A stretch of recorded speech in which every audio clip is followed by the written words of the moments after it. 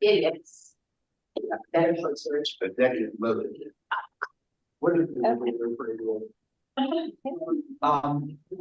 joining the 2 minutes into the January, but we're gonna go off that. On the MERs. It's 2, yeah. How much further than that? Yeah, that's like I remember that later. Okay. So, yeah. Okay, guys, we're having multiple conversations, which shouldn't stop. Well, you know, sorry, we didn't, yeah, we didn't open it. Well, it's just that everybody's online. We have as many people online as we have here in the room tonight. Hi, everybody. My name is Laura Myers. I am the Vice President for UNC. Paula is our president, is online if she wants to say hello. Hello, everyone. Hi. And Hi. thank you, Hi, Laura, Paula. for filling in my absence. And thank you all for being there. I'm a little under the weather. So before we really get started, I'm gonna ask, what is this? For those of us who are here in the room, I'm going to pass around, I'm going to start with David, pass around a clipboard that has some sheets. Each one needs to sign it individually and hand me back the clipboard when we're done. It's going to come back to me. But each person who's present in this room needs to sign their own sheet, please, and date it today. This is for the room itself, for the building. You'll see paperwork. It's paperwork that relates to the building. So for those of us who are in the room, every single person has to sign an individual piece of paper. Okay. So I'm going to call the meeting of United Neighborhood Community Council to order. Paula has actually asked me to run the meeting, if that is okay with everyone here. Yeah. And I'm going to share the agenda.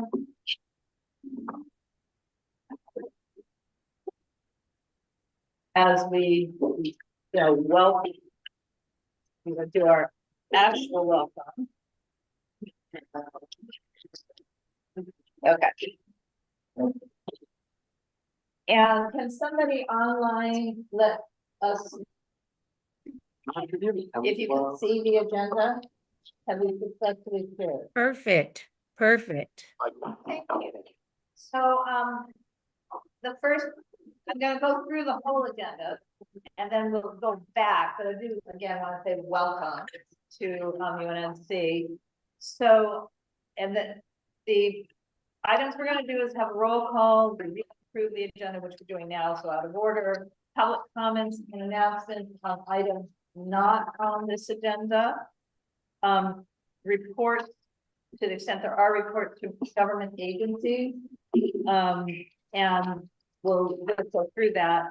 We have on the agenda 2 funding requests. However, the representative of World Harvest had a family emergency, so we are tabling that. They asked for until next month, so we only have 1 funding request tonight. After that, what? Sorry, I've lost us. Teresa, Vice President's report. no, I mean, I've lost the screen. Oh, it's not to share. Stop to share. Right. The right button. Got it. But there we go. I'll start over. Sorry. Thank you for your patience. Okay, then we have executive committee reports. And after that, we have a very brief proposed letter, sort of a letter of comment, maybe it's a community impact statement from planning and zoning. And we have another proposed community impact statement related to cannabis licensing enforcement. And we'll have some election committee updates. and any other committee reports, and then we will be done. So going back to the top of the agenda, we have roll call. Michael, can you pull the roll? Of course. Joshua Pierce. Here. Dolores Spears. Here. Hunter. Here. Candace. Here. Laura. Here. David. Joe was online Okay. somewhere. Edward. Here. Paula. Yes, here. Grace. Here. I am present. Corinne. Here. Teresa. Here. Michael. Chris. Chris is I excused. hear my name, but I'm here. Yeah, hi, show. We caught you. Excellent.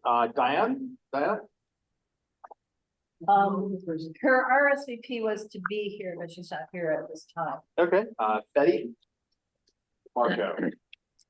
Unable to attend the meeting. Okay, and we have in the room, how many? 1, 2, 3. We have 13 in the room. correct? Okay, so we have 11 people in the room, which means for those board members who are on Zoom tonight, unless we get more people here tonight, you are voting because we don't have quorum in the room. Okay, so next item on the agenda is board member voting status. Board members are all eligible to vote. Yeah, Michael's taken his funding training. The other Michael has taken his funding training. Okay, so the next item is public comments and or announcements on items that are not on tonight's agenda. If anyone, raise your hand virtually or raise your hand in the room. Dolores. Just like hot food in my mouth. Oh, anybody? Councilwoman Karen Hutt is having an event on Sunday, March 9th. It's called the Love Hut. In honor of Women's History Month. It will be at the Baldwin Hills Plaza on the 2nd floor. Again, Sunday, March 9th, from 2 to 5. It's free and open to the public. You're gonna have speakers, painting, food, beverages, music, and much, much more. This is also 311 week from March 10th to the 14th. Encouraging LA residents to use the My LA 311 app to report illegal dumping, trash collection issues, potholes, and that sort of, and things like that. Parking enforcement, outages, and what have you. And let's see, a community event sponsored by Mothers in Action. It's a recycling cleanup event, March 22nd. You can bring 2 33-gallon bags of trash. I'm sorry, trash bags filled with documents you want shredded. Also, you can also bring like things that you can't put in the garbage can, like gasoline, lubricants, antifreeze, aerosol cans, paint, that sort of thing. So that will be at 3800 Crenshaw. That's in front of the Sentinel newspaper. Again, that's on March 22nd. From 9 a.m. to 3 p.m. Dolores, I have a question about that. This is Laura speaking. Is one of the things you can bring, I thought I saw them write prescription drugs. Is that on that list? Because if so, that's a hard thing to get rid of. It doesn't say. mention that. Okay, well, maybe I was just seeing things. Oh, what not to bring. Uh-oh. Medical and biological waste. Oh, well, it's not waste. Sorry. Sorry, I don't have any biological waste. Okay, That's it. that's it. Or any other comments? Did we want to? Oh, I posted the information on our Facebook website Okay, as well. all right. Did we want to do our thank yous for Ciclavia at this moment? Well, I think let's do our thank yous for Ciclavia. Teresa, thank you. Hunter, thank you. I'm forgetting who was, oh, and Grace, thank you. Well, Grace for organizing it. When Chris lost the ability to be able to organize it, thank you for stepping in. Teresa, thank you for setting it up with James. Hunter, thank you for taking it down. And Candace was there. We had a lot of people. I was next door, but meaning 8 feet away. But I thought it was a really successful event. I think we sort of had combined tables of, different, not just us, but CD10 was with us for part of the time. Friends of the Library was with us part of the time. Friends of the Jefferson Park HPOZ. And there was just a lot of energy going on at our booth. And Ed Saunders was at the booth that day. And Kareen. I'm not trying to, if I missed you, I'm really sorry. Let's just say that, because it was crowded, it was busy, and it was, I think, a really good day. So, okay. Moving on. Okay. We are moving on to government agency reports and comments. And so, somebody trying to say something? No, Paula needs to be. Okay. Well, Paula was. Danielle.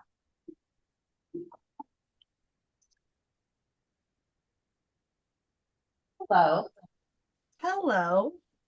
Good By afternoon. being there instead of here, you don't have to drag the Council District 10 bag of stuff home with you. Was it left? Yeah, we brought it here. It was left at Ciclavia, but we'll keep it here until either you or Jeff show up to a meeting. Okay, or I can swing by anybody's house and pick it up. Just let me know. Okay, all right. Well, good afternoon, everybody. I hope you guys are all staying warm. Just gonna give some general updates. So, of course, my usual talk about 311. I always encourage to create an account. That way, all your service request numbers are saved. And if there's any issues, I can always follow up with that number and the address that it was reported. What we're currently seeing with the 311 system is a lot of cancellations. A lot of that is due to duplicate requests. So if you do have an issue and you're concerned about it, you can send it my way and I can look into that for you to make sure that it's not just being canceled to be canceled, but it's canceled because it's a duplicate request. With clogged gutters, we had some rain today. We had rain last week and we're expecting more next week. So I'm doing my best to drive the areas and look for any gutters that are really clogged, full of trash, leaves, debris. So I'm reporting those over for our crews to clear. That way, next week with the rain, we don't have any issues with flooding. So if you're out about, even though it's really cold, and you see something, send it my way. We will gladly take care of it to make sure that that's clean. Usual update about our rapid response crews. They're out there pretty much every day. So if you see anything that needs a little bit of TLC, weed abatement, trash, curb cleaning, gutter cleaning, tree well maintenance, so you can send it over to us, to me, Jeff, our office, wherever, so that way we can send our crews out there. The number for our office is 323-276-4917, or my cell phone is 323-733-8531. As mentioned previously, I'm very proactive driving into and leaving work. So I always have my head on the lookout for anything that I see, and I write it down on my phone. And when I come in the next day or go back into the office, I put that on the tracker for our crews to handle. So I do my best to be very proactive with what I see out there. Having said that, since mid-February, just because I was out for the first 2 weeks of February, until today, I have sent our rapid response crews to handle almost 70 locations for the northern half of Unnc. And that's weed abatement, like as I mentioned, bulky item removals, just stuff that I see that if it bugs me, I know it bugs you. So that's my motto. Coyotes. We're still seeing, we're still having coyote sightings. Councilwoman has the kits prepared to assist residents in scaring or drawing attention if you happen to encounter a coyote. We have those available at our district office on Pico and Cochrane. So if you would like one, I can always drop it off to you. Just send me an email to my name, danielle.mero@lacity.org, and I can drop one off, no issue. We also have the coyote warning yard signs available as well. 2 events, even though Miss Dolores beat me to 1. The Love Hut event is coming up, so you can RSVP to that. Amongst what she said, the speakers, the paint and sip, food. We're also going to have a nice goodie bag for those coming in. And that's going to be, of course, first come, first serve. We're also excited to announce that we're hosting a small business information session on March 27th. I have the flyer ready, so I'll send that out as soon as possible. This will be held at the Michelle and Barack Obama Sports Complex at 5001 Obama Boulevard. And that's going to be from 6 p.m. to 8 p.m.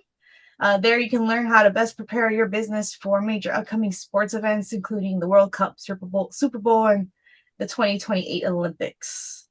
Other than that, I don't have any other updates unless anybody has specific questions. Does anyone in the room have a question for CD10? We are quiet on this side. Anybody on Zoom have a question for CD10? Okay. Let's keep going. Thank you, everybody. Thank you. Thank you. Hello, Alfonso.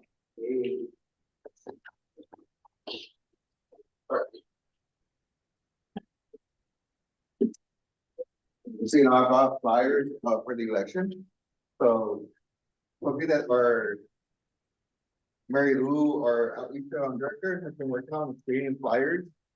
So these are door hangers where you can hang up if you go out canvassing for your outreach team or be table. It does have a QR code, or you can put the date of the vote by mail. I think this area we closed for candidate session already, right? Or not yet? No, not yet. Okay. So I did.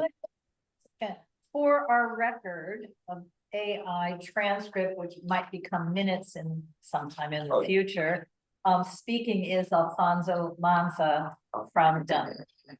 Right into it, right? So we did create these again, door hangers. I brought those on, and I'm actually a visual person, so these are also flyers that the city clerk's office created. These can take you straight to the portal, so you can request your vote by mail ballot, or if you're gonna file for candidacy, it'll take you straight there. Again, all this stuff I have in the office, so if you need more, just let me know and I can bring more and drop it off. We did host the youth conference event over the weekend. It was about 2 weeks ago. We had 100 youth show up. We had the city clerk's office and our department give presentations, along with YED, which is the youth development department. We also had a resource fair. We had a ton of city departments there. All the kids were asking great questions actually during the event, so they got informed. We also had a control media show up at the end, and he gave a presentation at the end. We did have a Q&A section with them as well. So it's pretty interesting. If you see our social media, we did post it there. Another event we had tonight was the budget advocacy group. They hosted a workshop of Budget 101. So that's gonna be recorded and dispersed online as well. I also shared with you, we have a lot going on right now. So the Know Your Rights workshop. So we did that about 2 weeks ago with the Salvadorian Alliance. I don't know the full acronym, but it's SLACC, I think. I can share the workshop with you too. I think I did already. It should be get me email. I think you did. Yeah. Carmen also has a few other workshops that she's doing, so she's out there, you know. She's very active. What else did I miss? I know that we have a few events. We did just release the dates for that. I shared that with you also in a separate email because I just found out about it this afternoon. It's a women's leadership one, and I'm not sure what the other event is, but those are all those dates, and registration is available via the email. So I did bring a certificate for y'all. So as I mentioned again, Corman's very like advocate about like recognizing the work that NCs do. So this is just in recognition of your service to the city of Los Angeles as we honor and celebrate 25 years of neighborhood councils presented to United Neighborhood Councils signed on intent. So what's my present this to the board? All right. So I also brought application papers for the Bopa mail. And it's Spanish and English, okay? So if you have. Yeah, so if you need more, I think I have a few more in my card and grab those. You ordered, I'll let you finish, but I'll. You order more? Yeah. Yeah, okay. So again, I had this stuff in my car and like we have it in the office, so if you need anything from me, I can bring it along with that. Nice. So we're having, this is not an elections update, just to let you know where we are. We're having, a workshop, on next Saturday, the 15th. And this is Teresa speaking.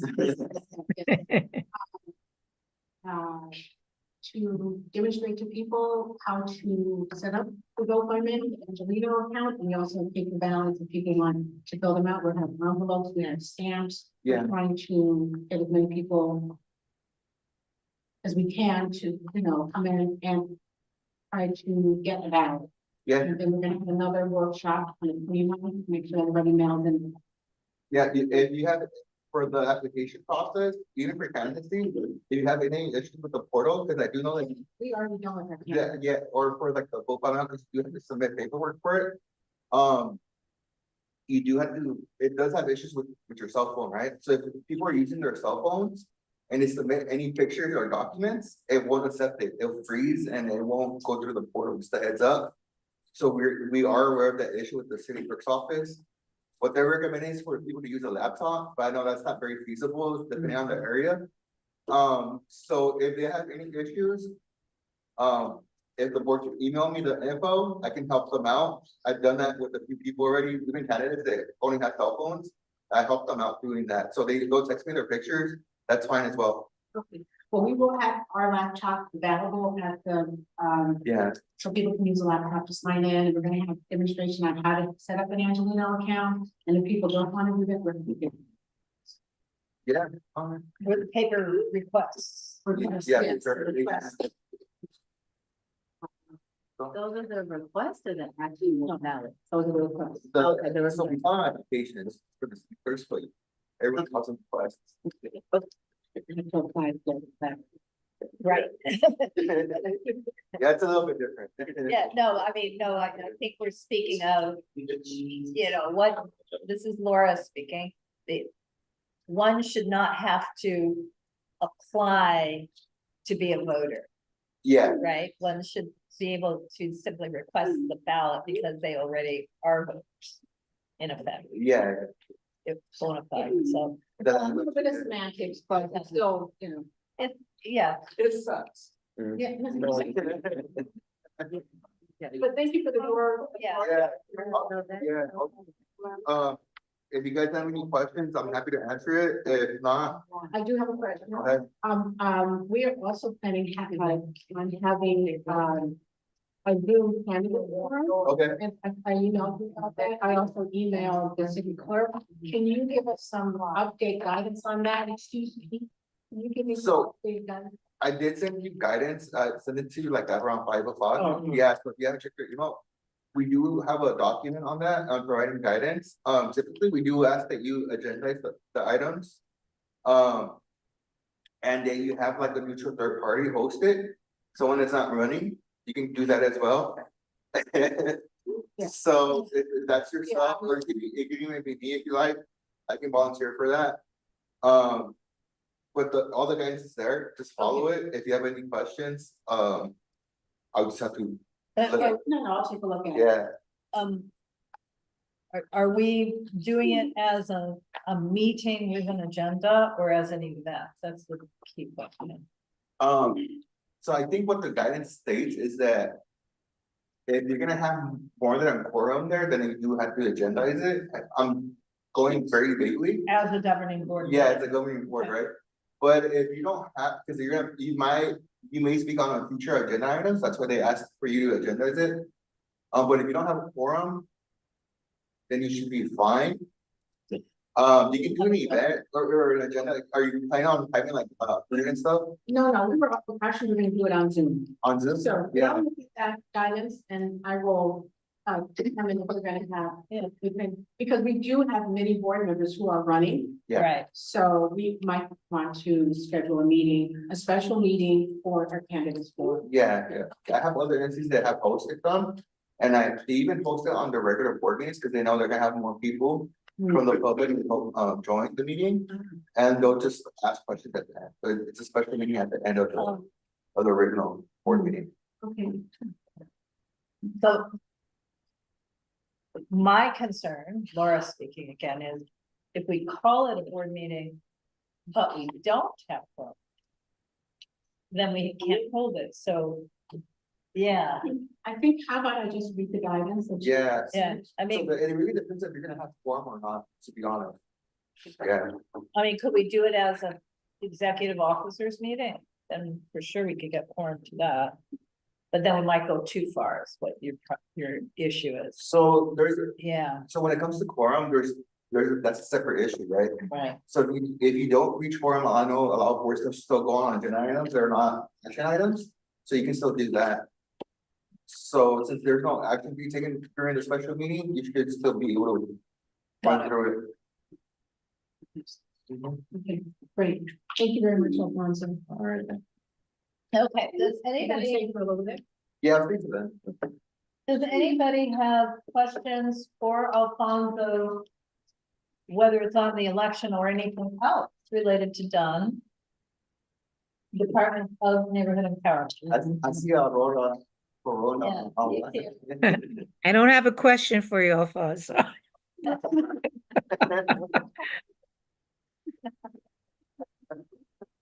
Okay, great.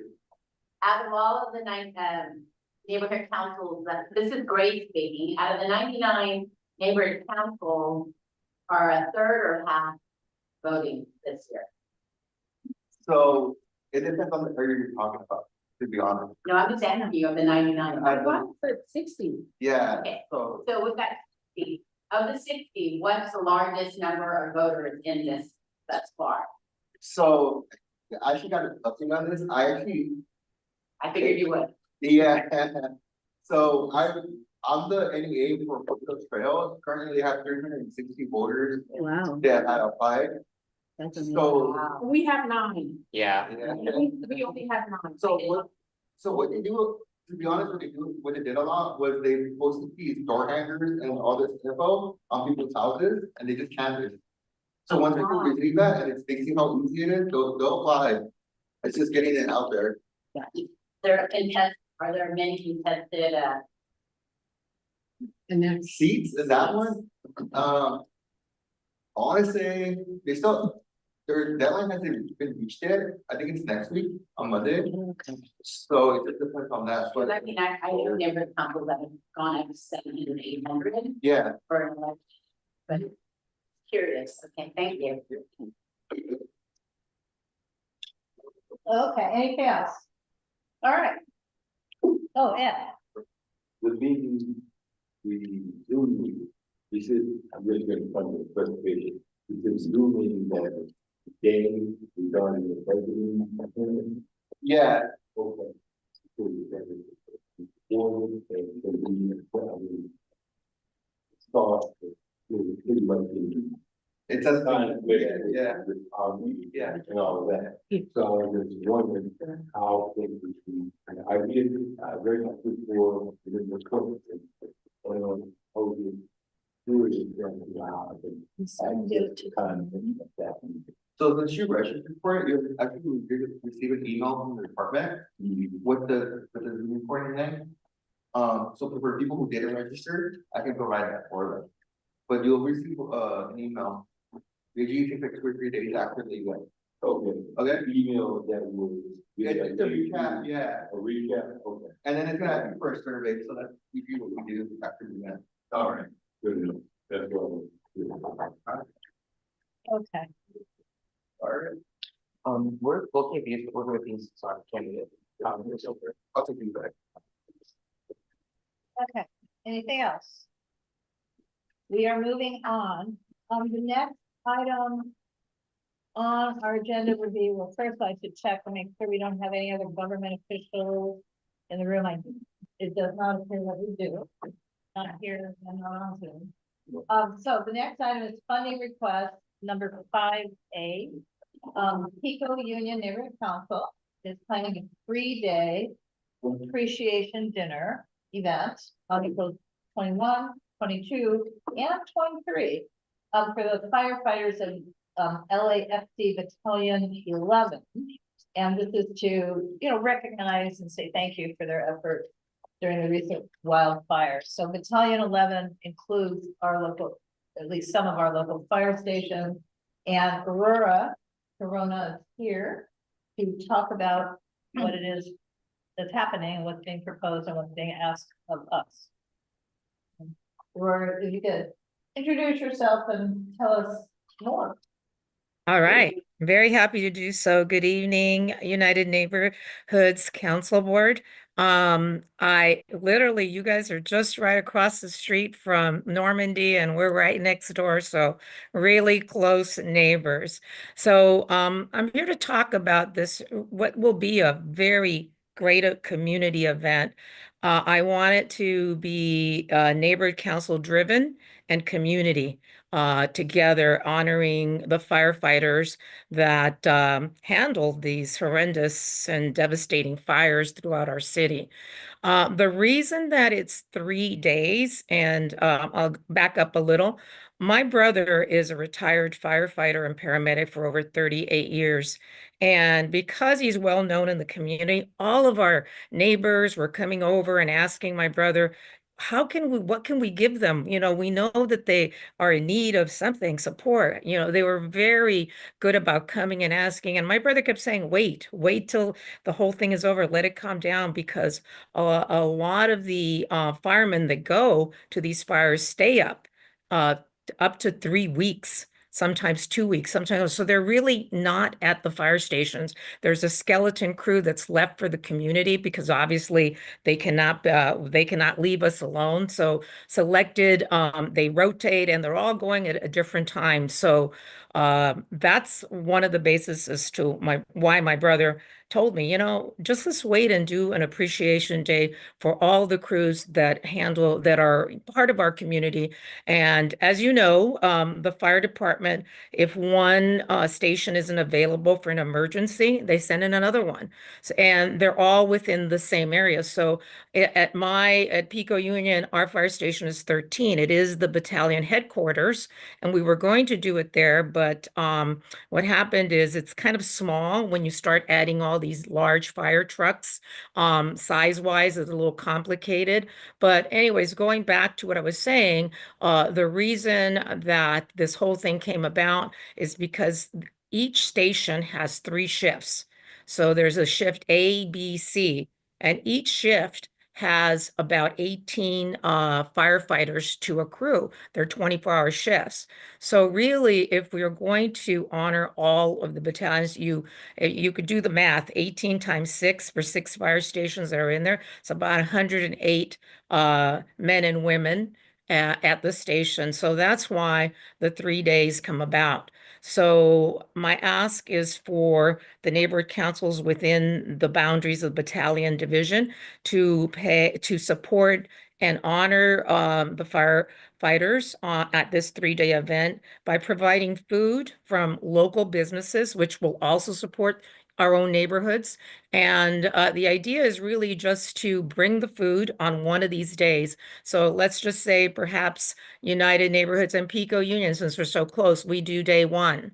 So we provide the food for that day. And then the next neighborhood council provides the next day. So you don't have to be there the whole 3 days, but you will get a chance to meet the firemen, mingle, serve them, and talk to them. And I think this is a great opportunity for us to really get to know the men and women that circulate around our neighborhoods and take photos with them and, hands-on, thank them for the wonderful and hard work that they did during this period. So that's the plan. And it's not like, I think there was questions about, how funding would go, but basically you're buying the food, either you get it sent there. Ideally, I would want one or two from the neighborhood council, as many to come and serve. The hours that we're thinking are 5:30 to 6:37.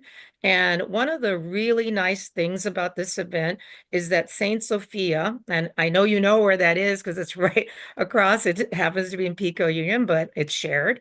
I'm really good friends with the father. When I told him the idea, he says, no problem.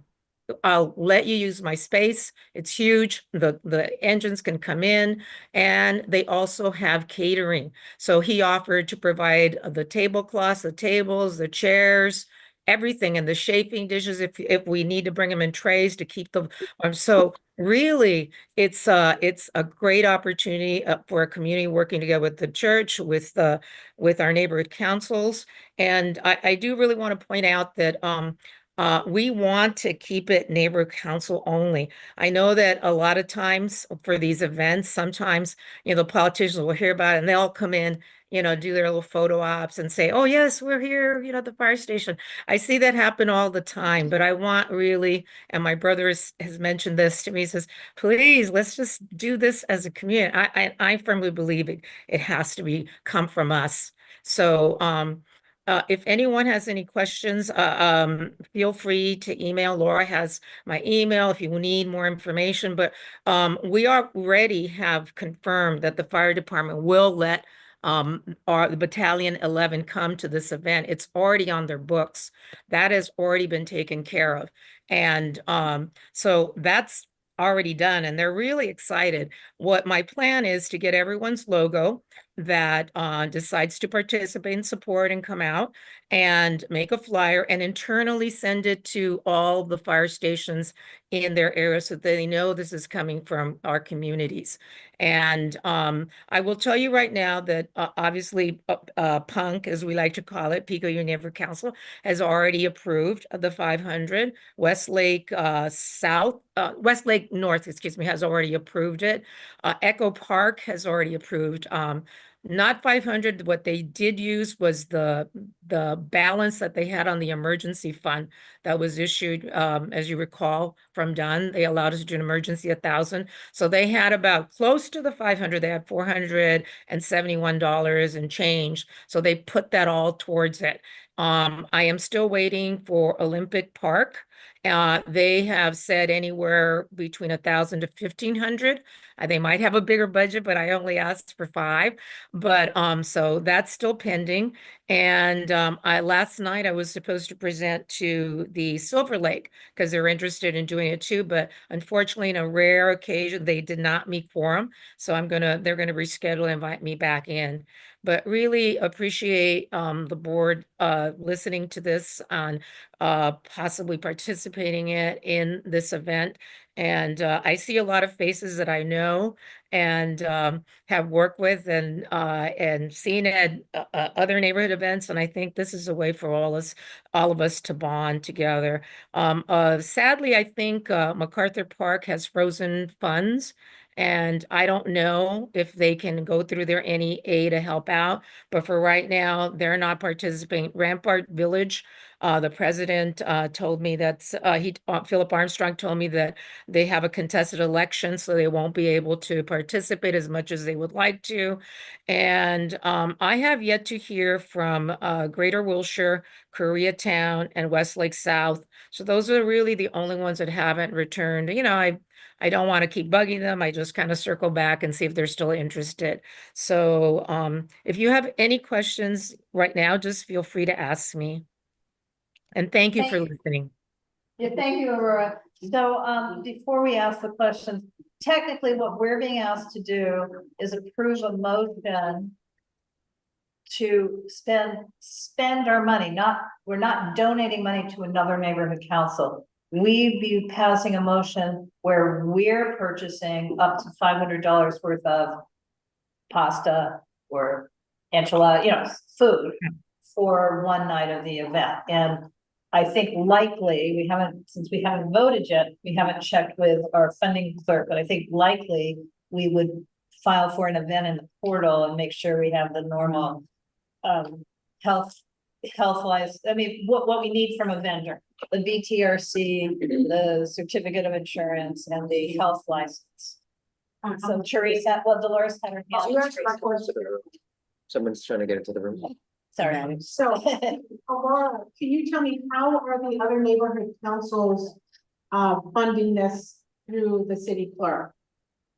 No, they just do the motion, and approve it and do a BAC. I believe I sent Laura, the way we, agendized it, Yeah, and no, I mean, when we have purchased food for donation in the past, we have had to provide the health certificate, yes, the business license, the Insurance, certificate of insurance. certificate of It's not that insurance. hard, Yeah. but Right. not that easy. So, those are the things that the other neighborhood councils are required to do also? yes, Teresa, sorry, I didn't understand the question completely, but yes, that is a requirement, exactly like Laura said. We will all be doing the same thing. I am doing the event form as the main sponsor. I'm adding all the neighborhood councils that are supporting it financially on the side. The last time that I did something like this was kind of recent, and the other neighborhood councils, depending on your funding represented, they didn't ask for an additional event form, which was great. So, but I don't know who your funding rep is. It was made very easy for us and for the rest of the councils to do it. And one thing I was going to say, just for if the board decides to join us, then I will have a quick meeting, Zoom meeting to address the menu so that we don't bring all the same items and have for every day with the board. I know that St. Sophia is also going to supplement. They did say that I don't know if they're going to go with, as you know, with Chris Christos, which is right across, which is right across, because they're very good friends. But I want to check with Father Gary to see what they're planning on giving each day so that we can work out a menu and they can have a selection of food. Okay, great, thank you very much. So, Thank you, Teresa. You're welcome, Laura. It's been pointed out to me, I know we have some comments that we are hitting our normal standing rules deadlines on item, but go ahead, Candace. So I was just gonna move, does anyone else have questions? Okay, so I was just gonna move that we approve up to $500 for food for the firefighters appreciation dinner That we will supply. supply. That will supply food up to $500 for the firefighters appreciation dinner hosted by UNC and No. Neighborhood council with UNC as a co-sponsor. Community that's the VFC. Yeah. Okay. Okay, I second. Is there a question? Sorry, that was kind of wonky. Do we not have to give a specific number? We can just say up to 500. Okay, let's call vote. Right, and that, Michael, if you have questions, we'll AI that thing before you finish the BAC. Okay? Right, that's what I'm saying, I can set, or take it from the agenda. So, Alfonso, just for clarity, we don't need to specify which restaurant in this motion, correct? We have no idea. It could be that, if we, without any band. Okay. Ready, Mike? Yeah. Joshua Pierce, Yes. Dolores. Yes. Hunter. Yes. Candace. Yes. Laura. Yes, David. Yes. Joe. Show. Yes. All right, Edward. No. Paul. No. Ian. Paula, where's Paula go? she's still there. She's on mute. Oh, Paula, you're muted. Yes. All right. Grace? Yeah. I'll say yes. Bree? Yes. Teresa? Yes. Diane? Wait, wait a minute. Diana, sorry. Yes. Yes. Michael too. Oh, yeah, you are, sorry. Michael. Yes, there you go. And that is everyone. Yes, it happened. Great. Thank you very much for Thank you. participating. I want to thank the board for coming and partnering with us. I want to see everyone there. Yay. Yay. Thank you. Hey, Teresa. So, next I'd like to go backwards a second to government agencies and reports and comments, the other government officials, because Deb Butler is here from the Baldwin Hills. Did you have something to present? Not present, but want to say hello, Deb? Did you understand? Yes, I'm sorry. Hi, everyone. First of all, I want to apologize because I haven't been to the meetings in I think almost 3 or 4 months. I want to apologize, and I hope all your families and things are well with all the devastations we've had. But I just want to say that I'm back and I am still here. I work for the Baldwin Hills Conservancy, which is we provide grants for nonprofit organizations for outdoor space. So water capture, green space, and I just want to say I'm back and I will be attending the meetings on a regular basis. If not, one of my coworkers will be attending. And we just want to see what we can help with green space in the area. So I'm normally assigned to all the neighborhood councils. So I try to get to every meeting if I can, but sometimes like tonight, there's 2 different meetings with different councils. So I just want to say hi again and that I'm here to try to serve and see how we could provide more green space because I see all these buildings going up, but what about the green space? And so since the governor expanded our tour from, I think it was 2.7 miles to 70 miles, I just want to say hi and that, like I said, we're here to see about partnering with the councils of different neighborhoods to see how we can provide more green space, maybe a bike path or something of that nature. Thank you. Thank you.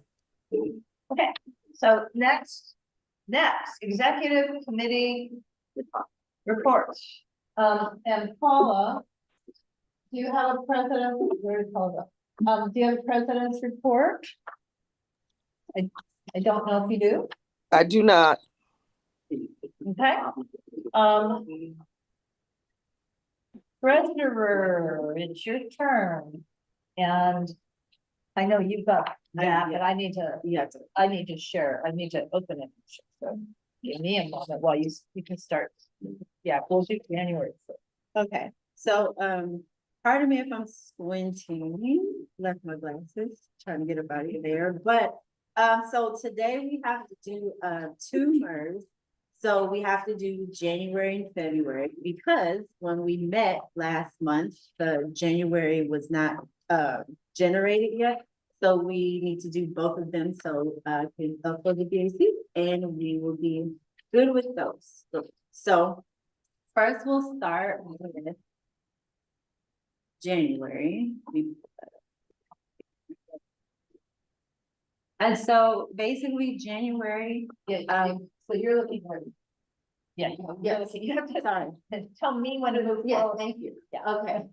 So, January, we, spent about $1,000, $1,154 to be exact.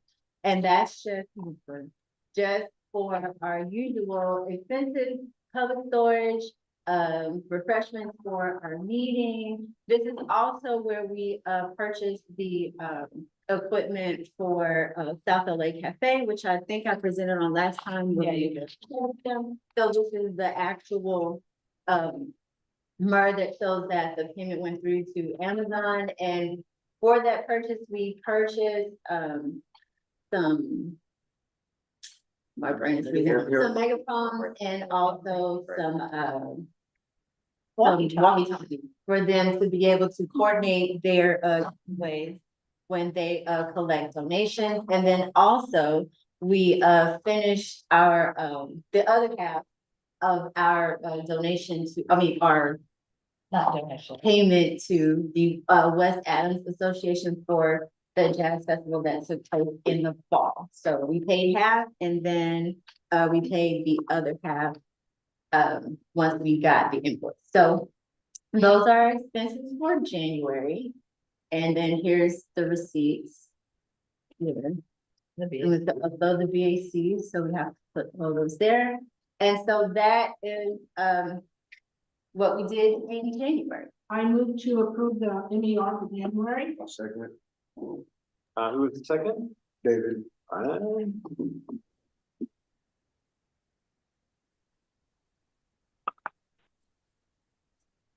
All right, Joshua, Yes. Dolores, Yes. Hunter, Yes. Candace, Yes. Laura, Yes. David? Yes. Joe? Joe? Yes, I can't hear you saying my name, and I'm listening very closely on speaker, so I didn't hear my name either time. Sorry about that, but yes. You're good. Edward said he's abstaining. Paula? Yes. Great. Yes. I'm a yes. Kareem? Yes. Teresa? Yes. Michael? Betty? Aye. Throw me off it. Diana? Excellent. There you go. Motion passes. Okay. But they're February. Okay.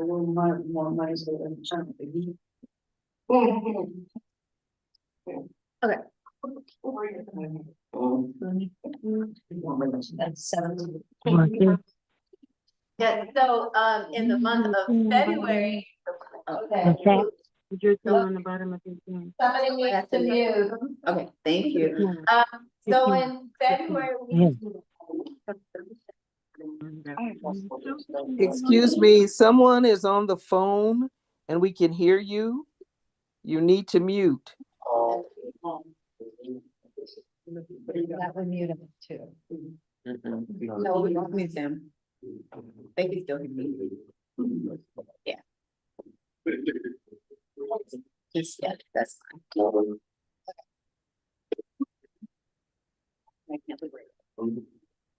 Oh, you're right. They can still hear you. Yeah, they can. Okay, so for February, we spent $1,739.27. Again, most of that was our normal expenses. You know, talking about our expenses, Mhm. comment, how much is our public storage at this point? 343. Our public storage went up, and so it is 343. And it went up from two, it was, I think Is like there two. anything you can do to get a free space Or, in city, and this is ridiculous that we spend. and not even like a local company, it's like a big company, you know? Ridiculous. It's Okay, guys, It went up from, yeah. guys, you're having a lot of one-on-one conversation. a budget. Like two. It's a conversation, it just needs to be a singular comment that we're in the meeting. So the comment was, this is Laura recapping, that we're spending too much money on public storage at $343 a month. Do we still have quorum? Yes. Yes. Yeah, so our public storage increased last year. And I believe it went up something like $50 a month additionally. So we did some adjustments for that. To make sure that we can pay. Now, what we can do when we redo the admin packet is if we want to take on the, if we want to look for a different space to hold our stuff, or maybe a cheaper storage space. Or if someone has a loading space. Yeah. If someone has a garage, but I don't think we're allowed to. Oh, we're not, okay, strike that part, but yeah, what we can do is I could look into other places that maybe might be more And then, Showcase. don't bring your bad list for it, you know? Showcase. uh-huh. Oh, show has a question. Can you take that down, screen down? Well, no, because we have to vote on it. Show King wants to speak. Oh, I mean, look, here we here, got it on the. okay, here's the thing for everybody. Can we finish going through the MER? Cause discussing, Yeah, let's do it, Laura. yeah, let's go through the MER, then we can have a discussion, but Yes, theoretically, yeah, we have to yeah, have let's do done it. the whole MER. Okay, so can you finish Okay, summarizing? right, okay, so, yeah, so public storage, and also our expenses for the, refreshments for our meeting. We also did, I'm sorry, that's refreshment. no, that's for the, homeless account. So we had refreshments, that was the BC, and then the subway is for our, homeless count that was, oh, now at this point, like 2 weeks ago. And then, we paid our GoDaddy fees. Do I have it? I know, so the GoDaddy is part of the, website maintenance. So we paid our GoDaddy fees and let me catch up. We also, printed outreach materials for postcards, these wonderful activate your vote here that we're gonna use next week for our event. So, we, bought some of those from Print Depot. And then, the check for Adams went through. So remember, it shows it twice when you submit and then when the check finally goes through. So that is the money that we spent in February. And then Diana had a question. Yeah. What do you know offhand is how much of the storage space and then what's the name of our storage space? Our storage space is at, public storage, right off Washington and Sixth Avenue. I think it's Sixth Avenue, right? Is it Timber? Something like that. It's not big. It's not big. It is It's packed to like the brim. It's packed. I got a chance to visit it when we did inventory. So, we do have things there, but again, I wouldn't mind shopping for somewhere cheaper. If we were to find somewhere cheaper, though, it would be a big labor to move everything from one to the next. We would need folks to move, and then we would probably also have to consult with the city. Cause I'm sure there's some kind of approval process there where they would have to like approve the space and that sort of thing. Yes, it only has to be within the. Yeah. Which is quite limited, actually. For the storage location. Oh, does it? Oh, I have NC say, you have storage locations outside. okay. It has to be within a reasonable distance. I'm trying to drive far away. That's true for. So, yeah, so those are expenses for February. So show now, did you have a question still? And do I? My question was just about the space, I guess, what you were mentioning about searching for a space, the public storage. I just don't know the size of the storage that would be needed, or if it would be a downgrade in terms of like getting rid of stuff or just the size, so I can. 10 by 10. I don't think we want to go any smaller. Yeah. 10 by 10 sounds right. Yeah, 10 by 10, I feel like that's what we have now. And 10 by 10 is just like the square, and then we can just organize the stuff within it. So for now, it takes up most of the space when we went to the storage unit. And then to the point of accessibility, like when there's an event and such, we gotta be able to go and grab the stuff and make it to the event or to someone's house, etc. So, if anyone wants to help, that's great. We're probably looking for a 10 by 10 space that could be 308. It's 10 by 5. Oh, it's 10 by 5. I think it's 10 by 6. Oh, Yeah. geez. It's not. It's not like a big square, yeah. Yeah. So I think. So 10 by 5, is that 10 feet by 5 feet wide? Yeah. I'll make the motion. Okay, so, I move that I move that we accept the, MER for February 2025. I second. Okay, 10 by 5. Yeah. That's. Ready? Joshua? Yes. Dolores? Hunter? Yes. Candace? Yes. Laura? Yes. David? Yes. Show? Show? Yes. Excellent. For the record, Edward said he's going to abstain. Yeah. Still keep, okay. Well, he's absent at the. He's left. He's absent. Now, Now, absent, Paula? Yes. Grace. Yeah. I'm yes. Kareem? Yes. Teresa? Yeah. Michael? Yes. Diana? Yes. There you go. Okay, We have your actual budget. We have a copy of the actual budget this year. Not in the MER, the actual budget. Thank you, Aurora. Appreciate it. Do we have any board member reimbursements? No, No, but we may have a budget adjustment. yeah, Are you stuck in the MER? Is that the problem? no, this is the downloaded one, so I wasn't sure if I'd be able to go on. Yeah. The budget is on the, What is the Right. adjustment? Can you just talk about it? Yeah, what we're trying to figure out is. Yeah, the PO box, we got the bill, and it's $500. And I can't remember in the admin packet in our budget, did we have 500 or 450? how much do we have?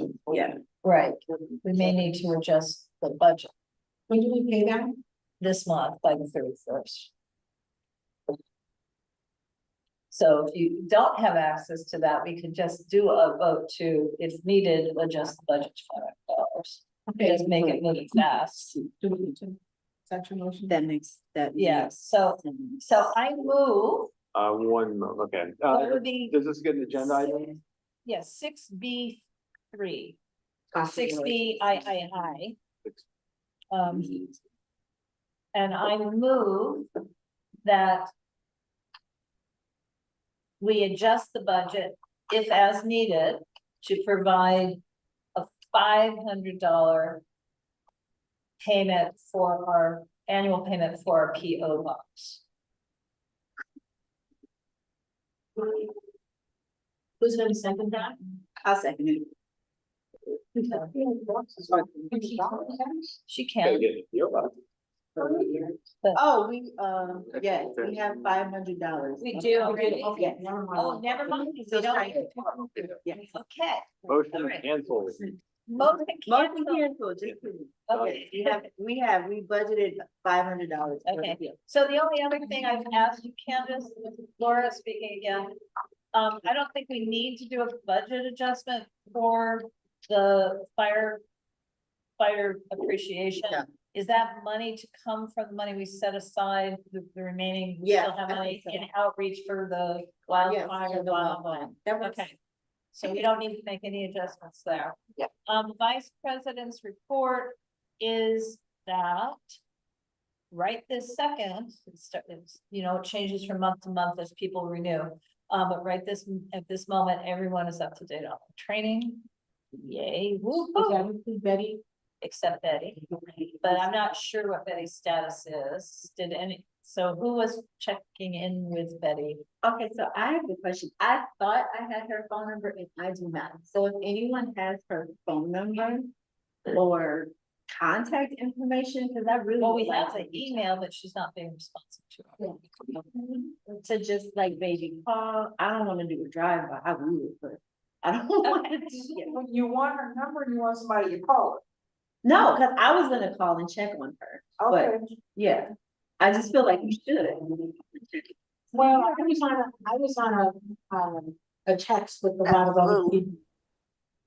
And she responded to them texts, so I think she's fine, but she could still be recovered because she had been hospitalized, so it'd be great, if maybe me or Doris can give you the number, you can. Yeah, I'll reach out to Miss Betty. All right. So besides Betty, everybody is good for it? Everybody is good. And what about attendance? We still have a few people who haven't had the perfect ability to be present all the time. So, for example, Chris was trying to be here tonight, but her sister passed. So, that's a good excuse. Okay, Yeah. I guess when I ask you that, I'm asking like unexcused, not really excused absence. It's certainly a death in the family is excused. Exactly. No, our bigger problem right now is that we are so close to the ball on quorum.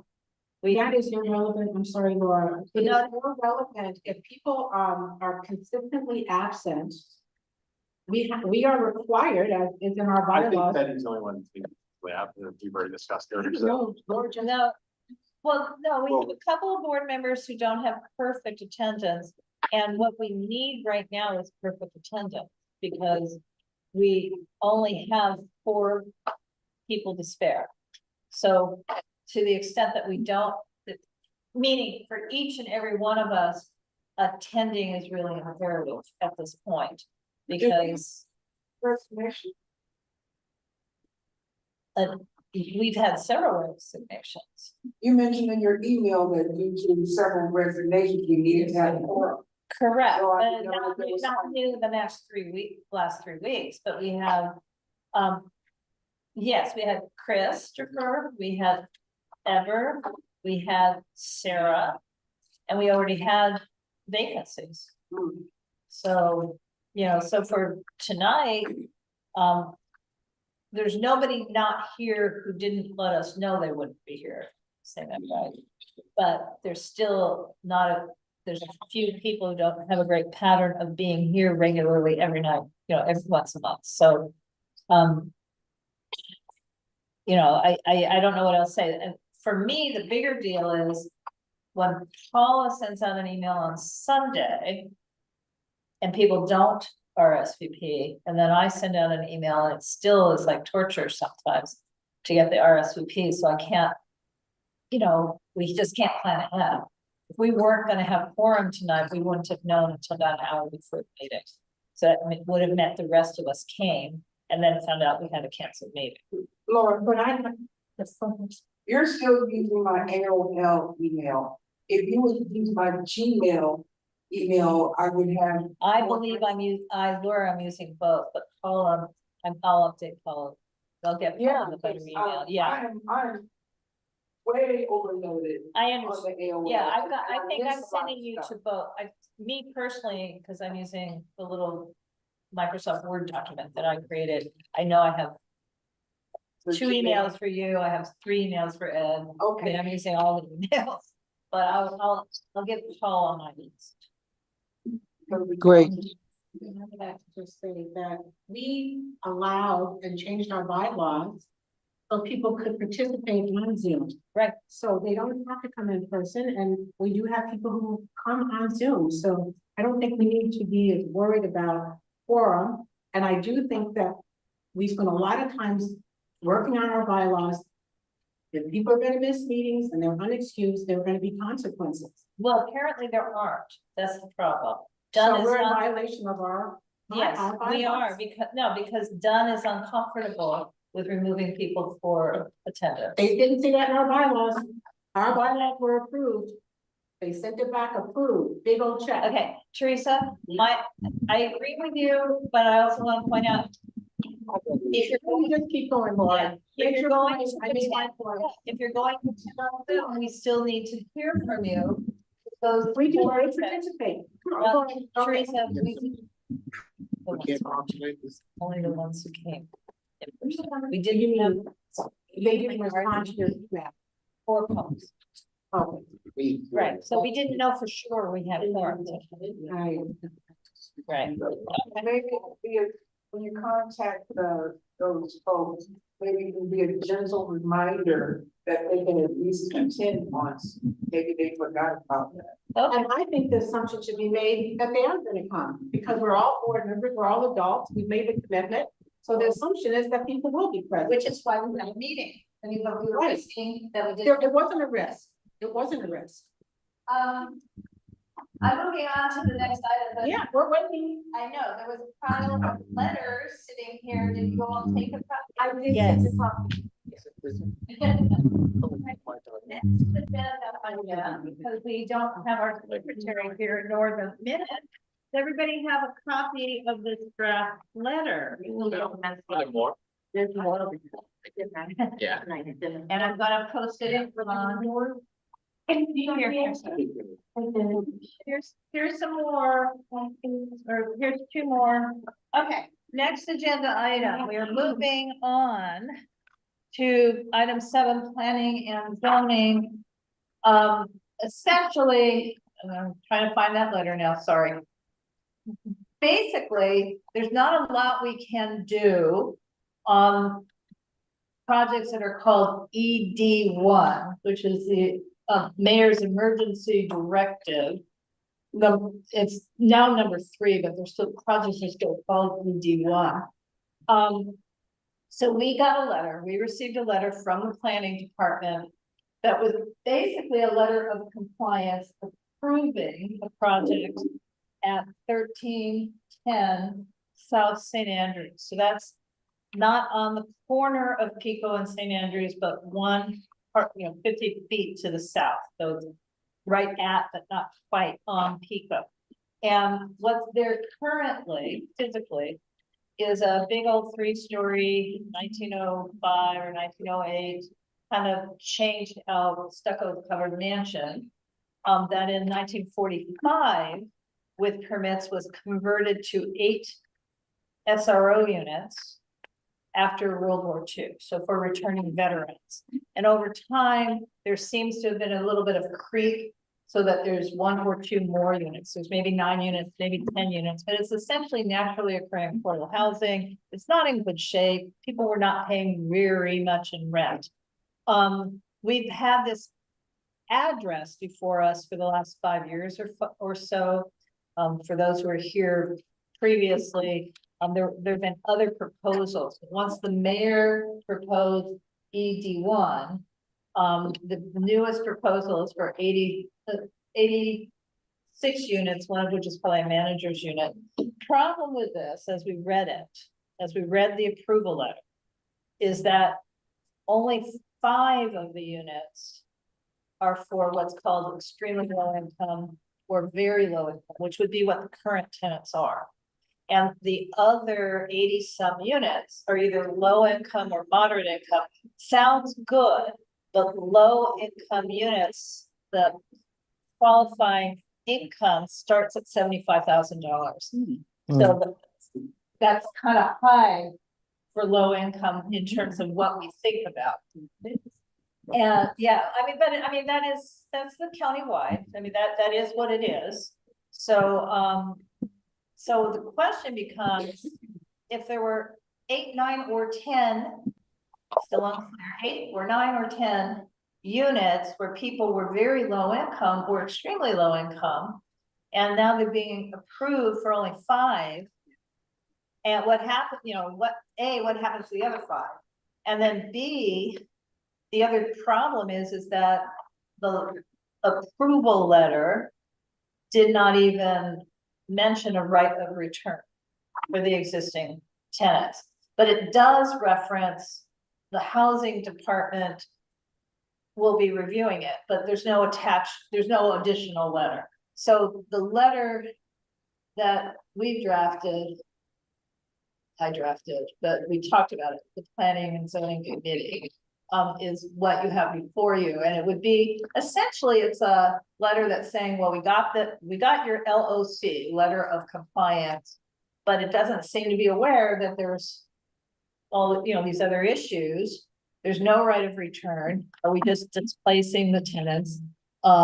It seems inequitable. It's disconnected from the goals we support.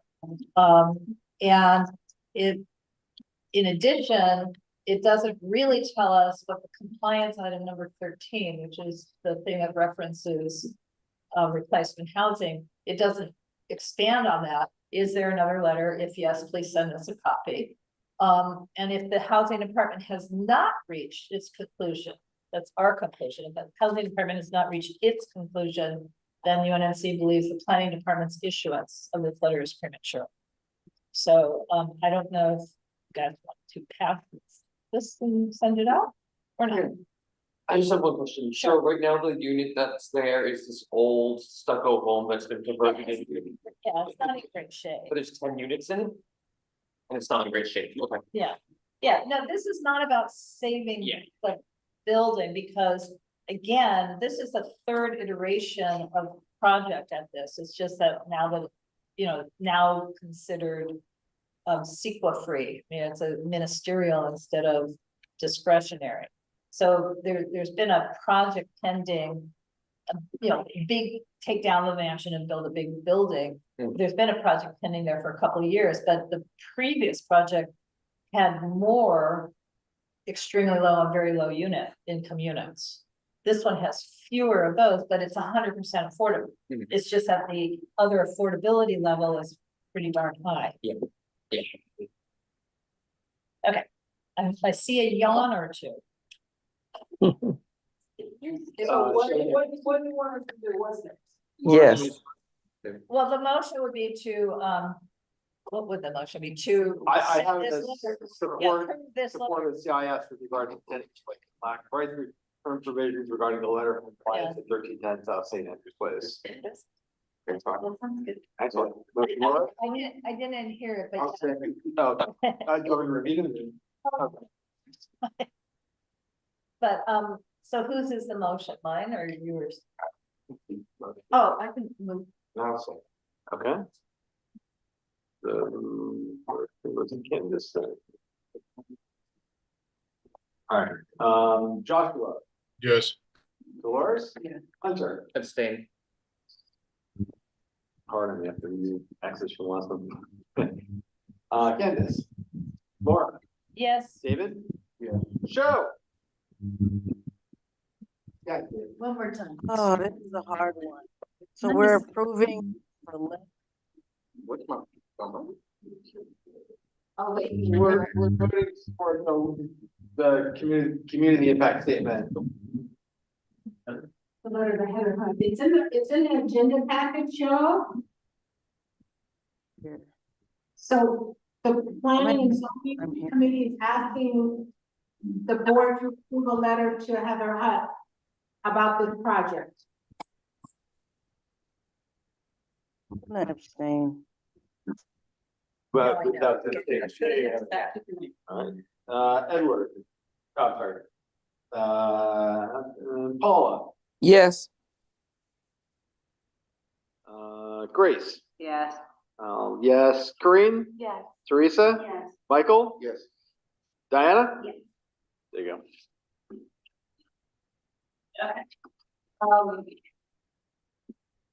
We have a follow.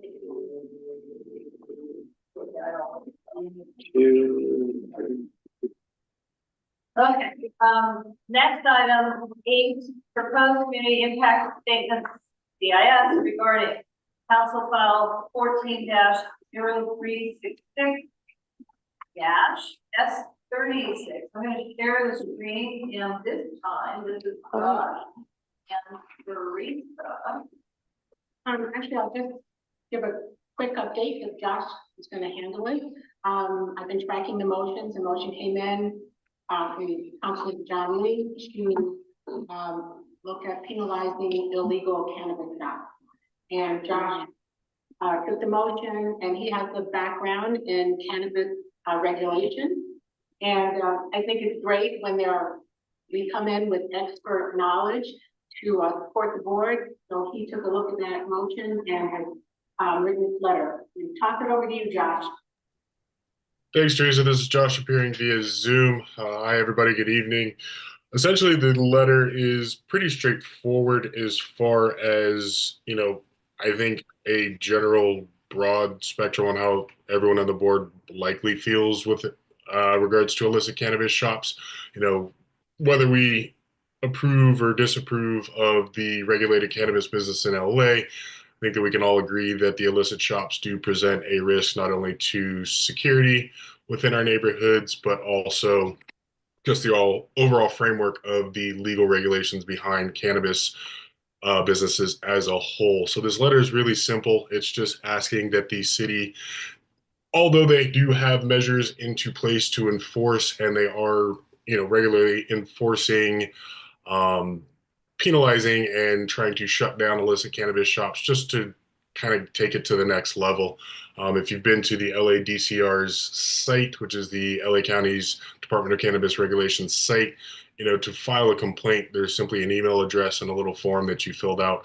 I've gone through the process of filling out the form myself. It's, a pretty basic Google Docs form.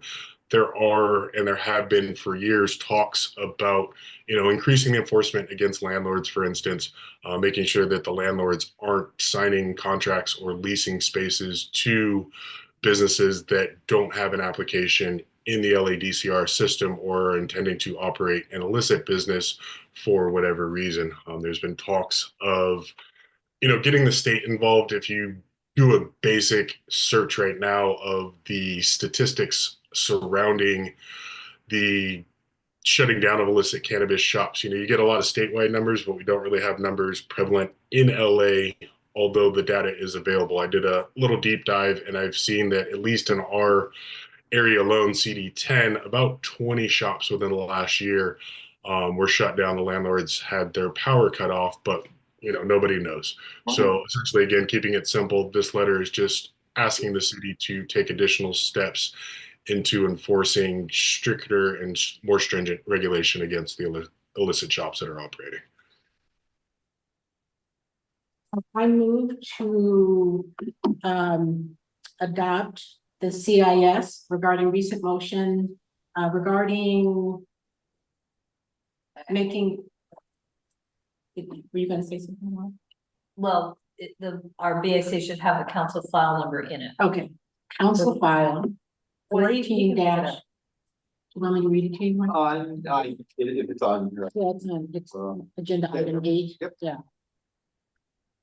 To support the CIS regarding illicit. Wow, what is written here? Support enforcement of existing regulations. Right. There you go. Okay, thank you. Well, to make the regulation and enforcement more effective is, I think, what we're trying to do. Is there a second? I second. Okay, thank you, Kareem. Any questions? Anyone, any questions? Josh, this letter was phenomenal. Thank you very much. Thank you. Thanks for looping me in. I appreciate it. Happy to help. All right, everything's in So order. we are done with discussion, right? Okay, Joshua, Yes. I would hope you go for it. Dolores. There you go. Hunter, Yes. Candace, Yes. Laura, Yes. David, Joe. Joe. Yes, Yes. Paula, Yes. Grace, Yes. I'm a yes. Kareem? Yes. Teresa? Yes. Michael? No. Diana? Excellent. That is everyone. Okay, next item, election committee updates, including upcoming events, election timetable, etc. Well, Yeah. I'm gonna provide you an update, but I have to tell you, I don't even know what to do. I really feel sad that Ever left because he started off great. But when I hear from Alfonso that some neighborhood councils, the city clerk has already registered 390 people requesting ballots, and from the recent email that we all received, we only had 9 people request ballots. I don't even know what to do about that. But we're having an event next Saturday at the South Seas House. Everybody who's running for office, if there are some candidates on the Zoom call who are running for office, please come and learn how to sign up for the Angelina account so you can receive a ballot. We also will have paper applications. Have your neighbor come out so they can find out how to obtain a ballot. This vote by mail is a little bit different, but so that's the event for next Saturday. 2 Saturdays following that, the 29th, we are having a meet and greet. So we'll do some more promotion with that. Hunter is going to be handling promotion on that. But it's an opportunity for all the candidates to come out and meet the community where they can ask questions and you have an opportunity to talk to the current board members and find out more about the board. And then we're going to have a Zoom candidates forum. Alfonso, our NEA, just gave us some guidance on the proper way to do that. So we'll be working on setting that up soon. And that's all I have. Are there any questions? I would like to add, I think everybody should take a couple of these flyers and door hangers. Everybody should take out 3 of them. We have hundreds and just pass them around to your neighborhood.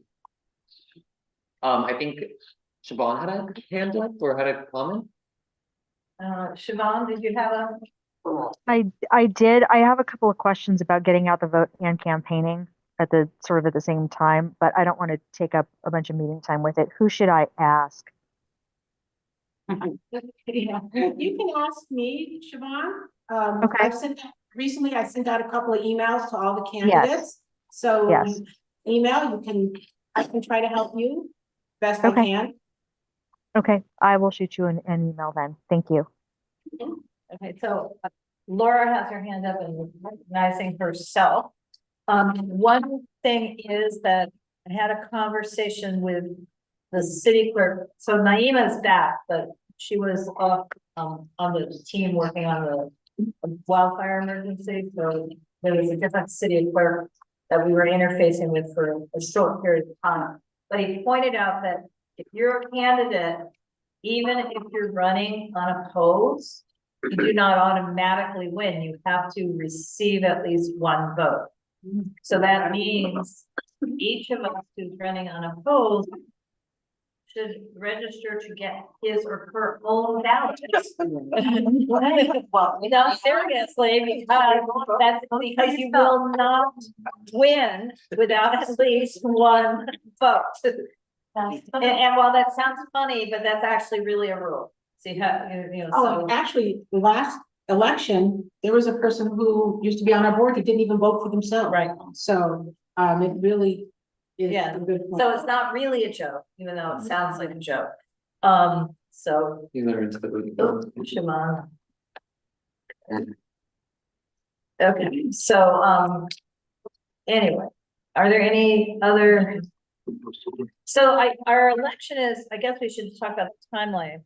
The last day you can turn in a request for the ballot is March 31.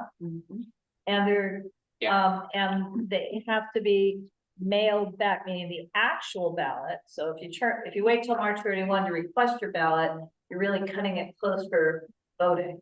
Because the last day you can vote, you get a postmark on the envelope, is the 8th of April, which is our election day. So along with the events that we're planning. Is that a hint? Yes, this might be more for Alfonso. So the only way that you can vote is to fill out a ballot, request it, and they mail it to your address. There's like no online voting. No. I emailed my request to the city clerk, so you don't have to like print out a ballot. You can email the request and then they will mail you a physical ballot that you have to physically. Well, you get say back. you emailed or you filled it out online? I filled it out online. And I emailed it. So you have to complete the application either online, mail it in, or through the Angelino account. Got it. It's a way, there's an application. So you got to. There's, We have an email. Okay, guys, one at a time. Thank you. Yeah, thank you. He answered the question. Yes, but I didn't hear his answer because there were so many other people talking. Alfonso, what was the answer? I think what he was referring to was like, if you can have a ballot available, you can just pick it up and fill out, that is no. So you actually, request a ballot or apply for a ballot. And that's to verify that you're actually safe with it, right? Okay. So that's only, that's why they have to not self-verification, but you do, it's gonna stop. Well, that's interesting because we are self-verification. Yeah, we are, ours is self-verification, so all you have to do is complete the top portion, where you live, put your address in, sign it, saying that you attest that it's true, and mail it in. You do not have to supply any other documentation to do it. So if you just get a ballot from there, you don't mean it, you have to register. No. You still, if you do not register, you will not get a ballot. This is your application, your request for a ballot. They verify this when you send this in. So another thing too, is like we have areas, they'll would only have, you're only allowed to focus on areas you live in. That's the reason too, like everyone that lives in a different area has a different. All right. But when you complete this online with your Angelino account, or you put your address on this, you will only receive, like I will only get it for the people at large. because there's no one actually running in mine. So, and Hunter, who's in a competitive race, the people who live in his, or no, I'm sorry, not Hunter, David, who live in his area, they will get it, but I will not get that because I don't live in that area. That's what how they verify your address. I mean, they verify your address to know which ballot to send to you.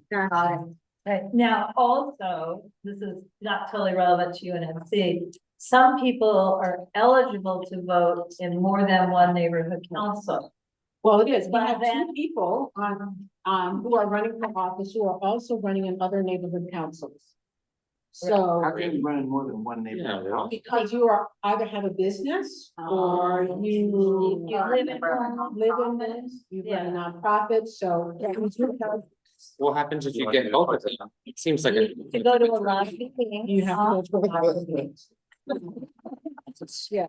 I should not be allowed. Well, but that said, what I meant was, if you're eligible to vote in more than one neighborhood council, you have to fill out more than one application for a ballot. Gotcha. So for example, I am eligible to vote, I'm Laura, I'm eligible to vote in UNC, and I'm also eligible to vote in Empowerment Congress North, because our office is in Empowerment Congress, or where I work, my work office.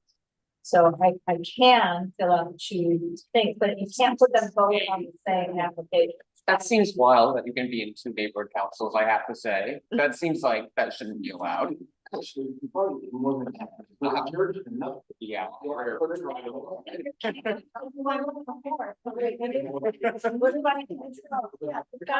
But Alfonso. Yeah.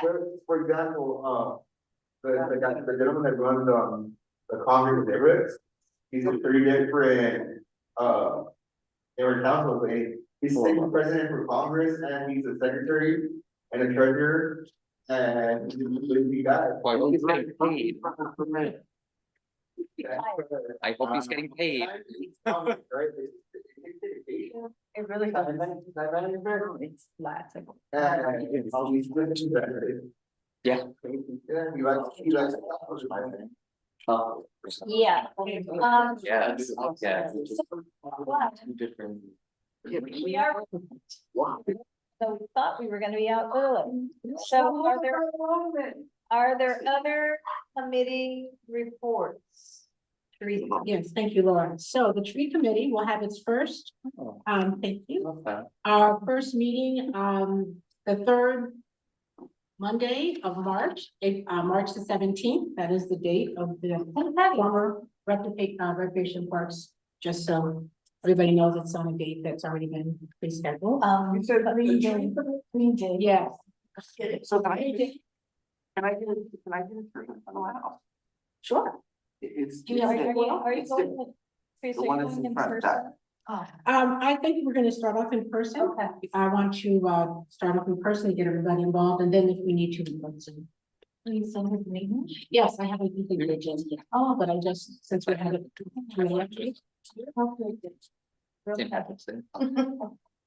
So Alfonso, can I ask a question that I should have asked when you were doing your done report? Sure. Sorry, I everybody. guess I'm done.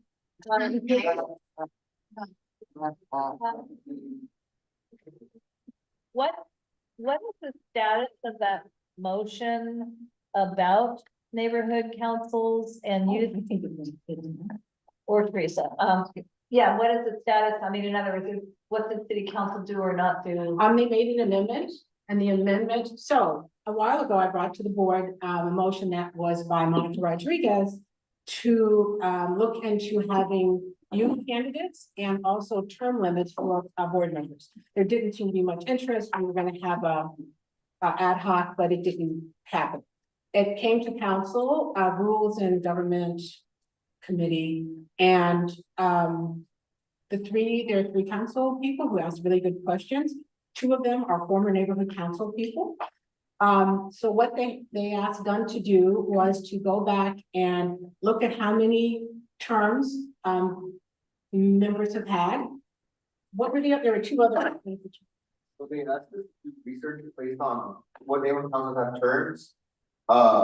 what's the longest sitting planning board members that we have, and to bring back a report to the council. Right. There are actually three things that they want them to investigate and come back and report. And what's happening with the youth side of this equation? They also asked for that. I think that's gonna pass more than likely. They all seem to be supportive of that. Yeah. Well, it's kind of interesting because I was reading the comment letters from the neighborhood councils, and they were not supportive of it because the ones who have youth, actual youth seats, so meaning seats that count for tomorrow, had trouble keeping the seat on. Well, it seemed like the council members thought that was a good idea to have a youth advocate. That, then I think that actually was more from like the YDD, the youth development department, and kind of want every council, so we can have like, they want you to turn from youth seat, I think, the ages, from 14 to 17 to like 14 to 25. So it can match their department guidelines and stuff like that. It could be. The other thing is, the council member that actually wrote the motion. She's not bad, to be honest. Like, I have a few NCs in her council district. She does not get along with her. Correct. But that's irrelevant. To me, it's irrelevant. Yeah, so like, that's where it really started, right? It was just more to like get those long sitting council members out, because Well, doesn't that include the guy that you just told us about who's on three? Isn't he on one of them in? Yeah. No, he's actually around this area. Oh. Yeah. Oh, I thought. Aspect that I thought was interesting is that they want the neighborhood councils to have leadership development for for board members. And I think that is, just as somebody who's leaving the board, I'm gonna just say it. That's one of the things I've always kind of encouraged, where people have an interest in something just like David. This is what not David, Joshua, he knows about that, and here, Joshua, here's something that you can do to, bring to the board that's unique for you. None of us have that kind of experience, so I think that's really something that council should think about, nurturing and giving other people opportunities to grow on the board. So. Yeah, like, for example, that council member, look at that, the woman every council meeting at City Hall. She just doesn't want to hear her at all. So that's where it came from, the city. Yeah. That's because some of the neighborhood councils are wearing them out. Well, no, It's just different dynamics, right? happened from kind of the day she started in office. And it's interesting because Who are we talking? Monica We Rodriguez, shouldn't be doing that because we are on YouTube. that's all right. I was gonna say, she has strong opinions. And I think it's interesting that she's basically working towards things she believes in and not necessarily was towing the line of the whole city council. So, she sees in me. We may or may not, individually may or may not agree with her. But she is kind of sticking to her guns on a lot of different issues, and kind of a pistol, and I think women's month. And she certainly exemplifies a strong female leader, even though frankly, I disagree with her on this. How long have you been on business or? Oh, on and off, because that's another thing that they probably don't, They are going to do that, the total amount of years that a person has been on. right, because I had a good period not on. Okay, I don't have to justify it to me, Laura. I don't know, I'd have to go back and look, but remember, I helped start it, and then I decided not to stay on the board. I remember. I was, right, but then I probably had, I don't know, a decade not on, and then got frustrated, because I was the chair of the planning and zoning committee, and got frustrated with not being able to vote on, or even make the motions on the. I've had 12 years and I'm giving it up. Yeah. Because I think we need fresh ideas on the board. Right, but again, I was reading all the letters, so what a lot of the neighborhood councils are making as a point is people who serve on these boards are volunteers, and that they have a depth of knowledge. So to mandate that someone who wants to volunteer and has time to volunteer and who has the depth and breadth of knowledge can't be on the board doesn't seem right either, so. Well, but I will just say that. Reading the letters. I know, I read them too, I'm the one who brought the motion to this board, and I will say that most neighborhood councils do not want that to have term limits. But I will say that there is tribal knowledge with people on this board who've been here for a long time. And if those people left unexpectedly, we'd be in a bind, just like Earth Day. I don't know if anybody remembers that. Earth Day, we were left in a bind because the person who was leading it was unavailable. So it's important that new leaders are nurtured. New people are given opportunity to grow. Nobody has been in charge of planning and zoning for a gazillion years. If something were to happen to the chair of planning and zoning, we'd be sitting here twiddling our thumbs, trying to figure out what to do, who's gonna step in, how are we gonna move forward with that. So, but anyway, so it's gonna come before council. I don't know if anybody. And I also, I don't think I would say most neighborhood councils have an opinion at all. It was about 36 neighborhood councils put in letters. The ones who took the time to write the letters were opposed to this. But that leaves 2/3 of neighborhood councils that didn't do it.